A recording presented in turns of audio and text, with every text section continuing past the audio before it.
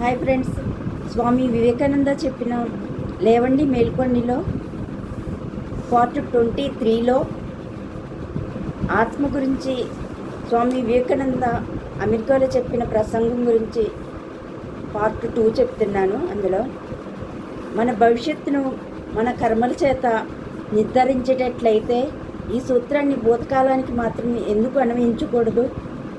అంతులేని ఒక గొలుసులో కొన్ని రకాల కడియాల వరుస ఒక నిర్ణీత క్రమంలో మాటిమాటికి వస్తూ ఉంటుందని మనకు తెలిస్తే, వానిలో ఒక కడియాల వరుసను గ్రహిస్తే గొలుసు స్వభావాన్ని అంతటినీ గ్రహింపగలుగుతాం.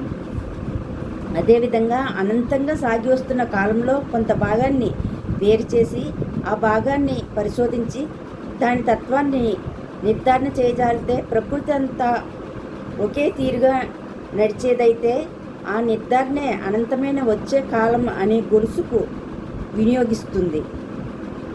కొంత మితమైన కాలంలో మన గతిని మనం నిర్ణయించుకోజాలడం సత్యమైతే, మనం సర్వత్రా చూస్తున్నట్లు ప్రతి దానికి ఒక కారణం ఉండి తీరాలనేటప్పుడు మన ఇప్పటికీ దశ మన పూర్వకర్మ సమిష్టి ఫలమే అయి ఉండాలనడం తథ్యం. కాబట్టి నరుని గతిని నిర్ణయించడానికి వేరొకడు ఉండవలసిన ఆవశ్యకత కనిపించదు. ప్రపంచంలో కనిపించే క్రీడలకు మనమే కర్తలం, ఇతరులు ఎవరూ కారు. ఈ కీడులన్నిటి ప్రపంచంలో కనిపించే కీడులకు మనమే కర్తలం, ఇతరులు ఎవరూ కారు. ఈ కీడులన్నిటినీ మనమే తెచ్చిపెట్టుకున్నాం. దుష్కర్యాల ఫలితంగా దుఃఖాన్ని అనిపించడాన్ని అంతటా మనం చూస్తూనే ఉన్నాం. కాబట్టి ప్రపంచంలో ఇప్పుడు కనిపించే దుఃఖంలో చాలా భాగం నరుని పూర్వ దుష్కర్మ ఫలమే. ఈ సిద్ధాంతాన్ని అనుసరించి నరునిదే బాధ్యత. భగవంతుని దోషం లేదు. అనంత కృపానిధి అయిన జగత్పిత నిందింపదగిన వాడు కాడు. మనం నాటిన విత్తనపు ఫలాన్ని మనం అనుభవిస్తున్నాం.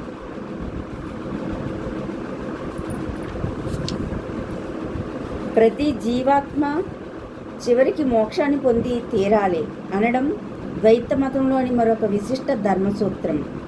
ఒక్క జీవాత్మ కూడా త్రోసివేయబడదు. భిన్నావస్థల్ని అనుభవిస్తూ వివిధ గతుల సుఖదుఖాలని అనుభవిస్తూ ప్రతి జీవుడు చివరికి తప్పక విముక్తుడు కావాల్సిందే. సరే, దేని నుండి విముక్తుడు కావడం? ఈ జగత్తు నుండి. జీవులందరూ విడుదల పొందాలనడం సకల హిందూ సంప్రదాయాల వారు సామాన్యంగా అంగీకరించే భావం. కంటికి కనిపిస్తూ అనుభవించబడే ఈ స్థూల జగత్తు కానీ, కేవల భావకల్పితమైన వేరొక జగం కానీ శుభాశుభాల సమ్మిళితమే కాన ఇదేంది నిర్దిష్టం కానీ సత్యం కానీ కాజాలదు. ద్వైతుల సిద్ధాంతం ప్రకారం జగత్తుకు అతీతమై కేవలం ఆనందమయం, కేవలం సుఖప్రదమైన ప్రదేశం ఒకటి ఉంది. అక్కడికి చేరిన తర్వాత ఇక పుట్టడం, చావడం, జన్మాంతరాల అవసరం లేకుండా పోతుంది. ఈ భావన ద్వైతులకు అత్యంత ప్రియమైంది. అక్కడ రోగాలు ఉండవు, చావు అనేది ఉండదు, నిరంతర ఆనందం చేకూరుతుంది. అక్కడి వారు ఎప్పుడూ భగవత్ సన్నిధానంలోనే ఉండి ఆ సాన్నిధ్య సుఖాన్ని అనుభవిస్తూ ఉంటారు. నీచమైన కీటకం మొదలు అత్యుత్తములు, గంధర్వులు, దేవతలు మొదలగు వారంతా దుఃఖమనేది ఎన్నడూ కలగని ఆ పరలోకానికి ఎన్నడూ చేరి తీరాలని వీరి విశ్వాసం. కానీ మన ఈ లోకం ఎన్నడూ అంతరించబోదు, శాశ్వతంగా సాగుతుండవలసిందే. తరంగ రూపంలో క్రిందికి అణుగుతూ పైకి లేస్తూ మాత్రం ఉంటుంది. ఎన్నో యుగాలు గడిచినా దీనికి అంతం లేదు. తరించవలసిన, పరిపూర్ణత పొందవలసిన జీవుల సంఖ్య అనంతంగా ఉంది. కొన్ని జీవులు వృక్షాల్లో ఉన్నాయి, కొన్ని పశువుల్లో ఉన్నాయి, కొన్ని మనుషుల్లో, కొన్ని దేవతల్లో. అవన్నీ ఉత్తమోత్తమ దేవతల్లో ఉన్న జీవులు సైతం పూర్ణం కానివే. అన్నీ బద్ధజీవులే. ఈ బంధం అంటే ఏమి? జన్మ మరణాలు పొందుతూ ఉండవలసిన నిర్బంధమే. ఉత్తమ దేవతల్లో సైతం ప్రతి ఒక్కరూ మరణం పాలు పడక తీరదు. దేవతలు అంటే ఏమి?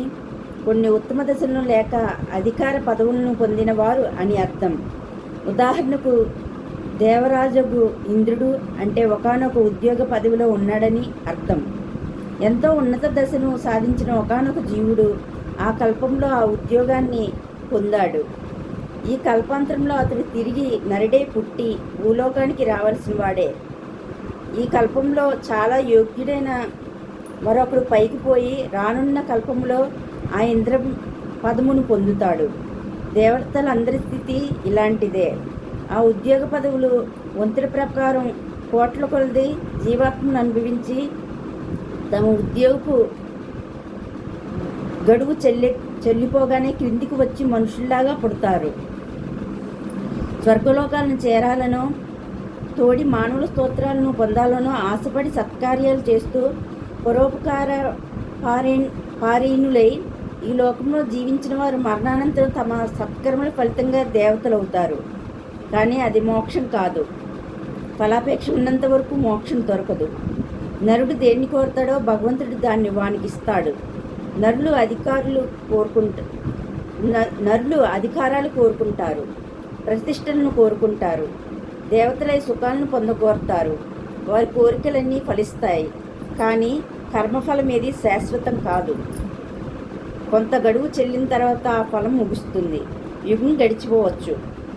ఆ కాలపరిమితి తరువాతైనా ఫలానుభవం తుదిముట్టవలసిందే. దేవతలు దిగివచ్చి మళ్ళీ మనుష్యులై పుట్టి మోక్ష సాధనకై మరొక అవకాశాన్ని పొందుతారు. పశువులు కూడా ఉన్నతికి వచ్చి మనుషులుగా దేవతలుగా పుట్టవచ్చు అని మరలా మనుషులుగానో పశువులుగానో పుట్టడము జరగచ్చు. వాని భోగాసక్తి, జీవన పిపాస, అహంకారం, మమకార బంధం వదిలిపోయేంత వరకు అవి అలా పునరావృత్తిని పొందుతూ ఉండవలసిందే. ఈ అహంకార మమకారాలే నేను, నాది అనే ఈ భావాలే లోకమందలి అనంతాలన్నింటికీ మూలం.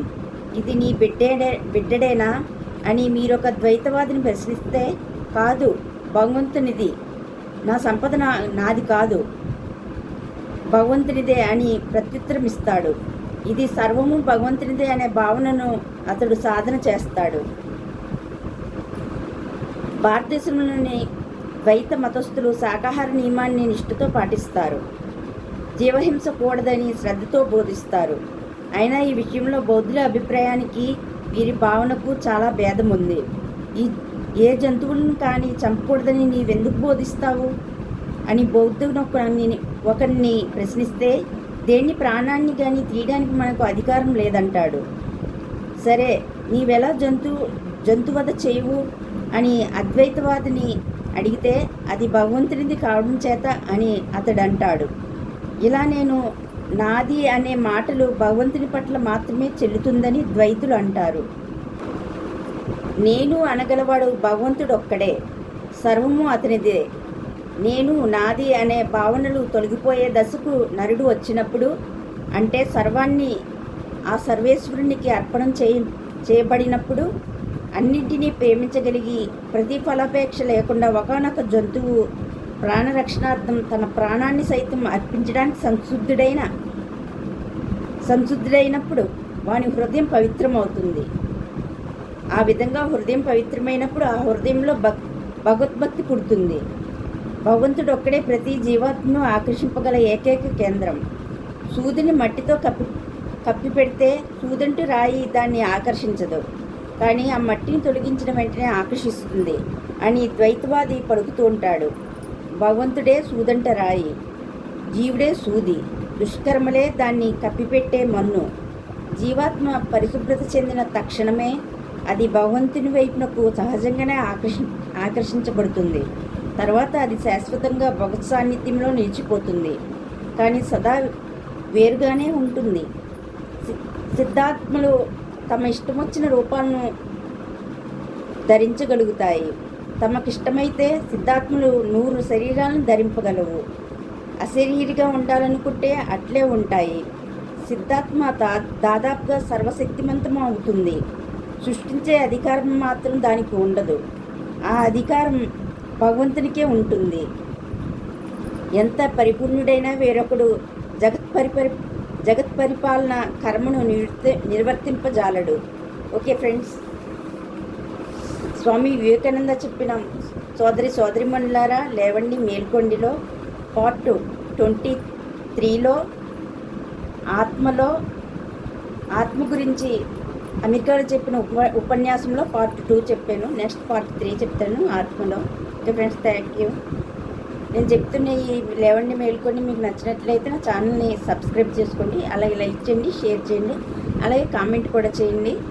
నేను చెప్తున్న ఈ లేవండి మేల్కొండిలో ఏమైనా మిస్టేక్స్ ఉంటే దయచేసి నన్ను క్షమించండి. Okay friends, thank you, bye.